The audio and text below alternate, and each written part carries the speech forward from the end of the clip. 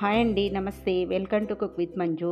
ఇవాళ మనము పల్లెటూరులో ప్రిపేర్ చేసుకునే బగారా రైస్ కాంబినేషన్ వచ్చేసి కొబ్బరి గసాల చికెన్ కర్రీ ప్రిపేర్ చేసుకుందాము.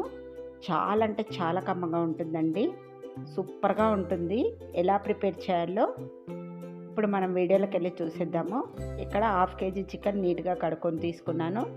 ఇందులో కొంచెం పసుపు వేసుకున్నాను. 1.5 టీ స్పూన్ ఉప్పు వేసుకోవాలి. 1 స్పూను మనము కారం వేసుకోవాలి. అలాగే కర్రీ మంచి కలర్లో రావడానికి కాశ్మీరీ చిల్లీ పౌడర్ వేసాను, ఒక 1/2 teaspoon. 1/2 teaspoon garam masala, 1/2 teaspoon ధనియా powder, 1/2 teaspoon chicken masala వేసుకోవాలి. 1 టీ స్పూన్ అల్లం వెల్లుల్లి పేస్ట్ వేసుకోవాలి.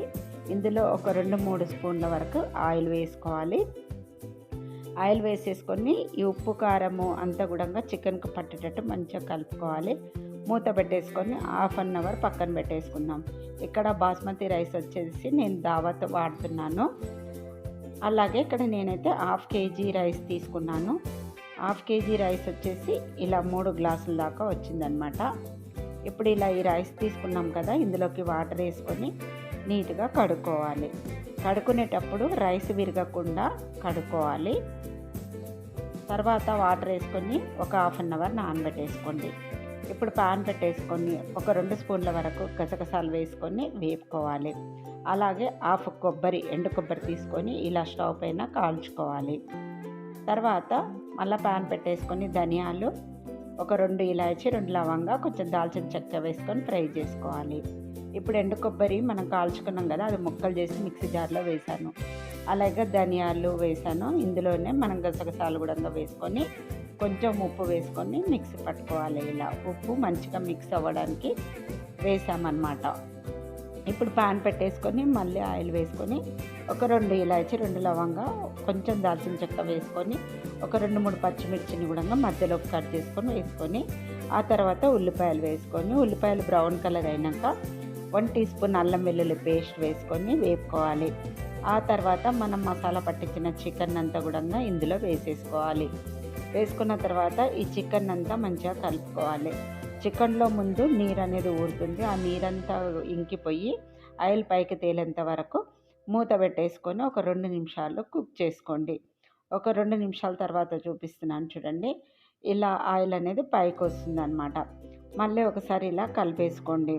ఇలా కలుపుకున్న తర్వాత ఇప్పుడు మూత పెట్టేసుకొని ఒక 2 నిమిషాలు మళ్ళీ ఉడికించుకున్న తర్వాత అప్పుడు ఇందులోకి కట్ చేసి పెట్టేసుకున్న టమాటా ముక్కలు వేసుకోండి. టమాటాలు బాగా చిన్న చిన్నగా కట్ చేసుకోవాలి. ఇలా ఒక 5-6 టమాటాలు వేసుకుంటే సరిపోతుంది.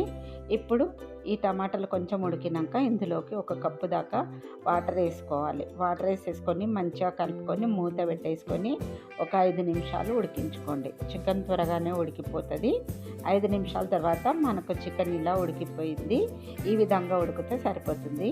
ఇప్పుడు మనం ఇందులోకి ముందుగా మిక్సీ పట్టుకున్నాం కదా కొబ్బరి గసగసాలు, ఆ పౌడర్ వేసేసుకొని కలుపుకోవాలి.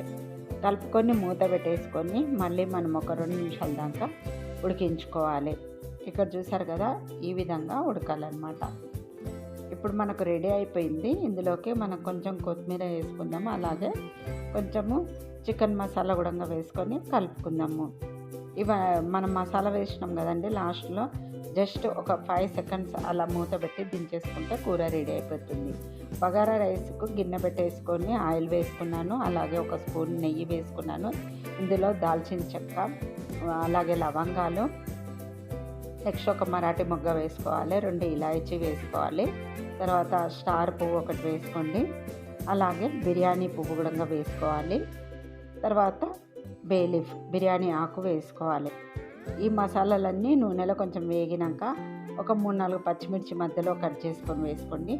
ఆ తర్వాత ఉల్లిపాయలు వేసుకోవాలి. ఉల్లిపాయలు కొంచెం వేగిన తర్వాత 1 టీ స్పూన్ అల్లం వెల్లుల్లి పేస్ట్ వేసుకొని పచ్చిదనం పోయేంత వరకు వేపుకోవాలి.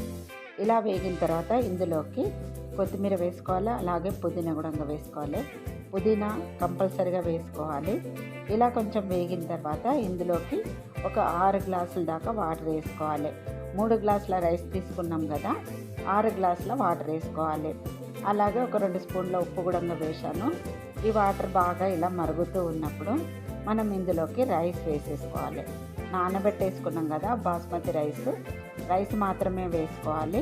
వేసేసుకొని ఇలా కలుపుకొని ఒక 3-4 నిమిషాలు ఉడికించుకుంటే మనకు రైస్ అనేది రెడీ అయిపోతుంది. మధ్య మధ్యలో ఇలా కలుపుకుంటూ ఉండాలి. ఇలా ఒకసారి కలుపుకొని మళ్ళీ మనం మూత పెట్టేసుకొని దమ్ములో పెట్టేసుకుందాం. ఇప్పుడు మూత పెట్టేసుకొని దమ్ చేసుకుంటే మనకు బగారన్నం కూడా రెడీ అయిపోతుంది. ఇక్కడ చూసారు కదా, ఇంకా కూర కూడా రెడీ అయిపోయింది. మనకి ఇలా రైస్ కూడా రెడీ అయిపోయింది. మనం ఇప్పుడు ప్లేట్లోకి పెట్టేసుకుందాం. చాలా అంటే చాలా బాగుంటుందండి. టేస్ట్ అయితే అదిరిపోయింది, చాలా బాగుంది. ఇలా కొబ్బరి గసాలు వేసి చేయండి, చాలా బాగుంటుంది కర్రీ. చూసారు కదా, సూపర్గా ఉంది. మరి మీరు ట్రై చేయండి. ట్రై చేసిన తర్వాత ఎలా వచ్చిందో కామెంట్ చేయండి. మరి మరిన్ని ఇంట్రెస్టింగ్ వీడియోస్ కోసం ప్లీజ్ నా ఛానల్ని సబ్స్క్రైబ్ చేయండి. అలాగే లైక్ ఇవ్వడం అయితే మర్చిపోకండి. ప్లీజ్ అండి, సపోర్ట్ చేస్తూ ఉండండి. Thanks for watching my video.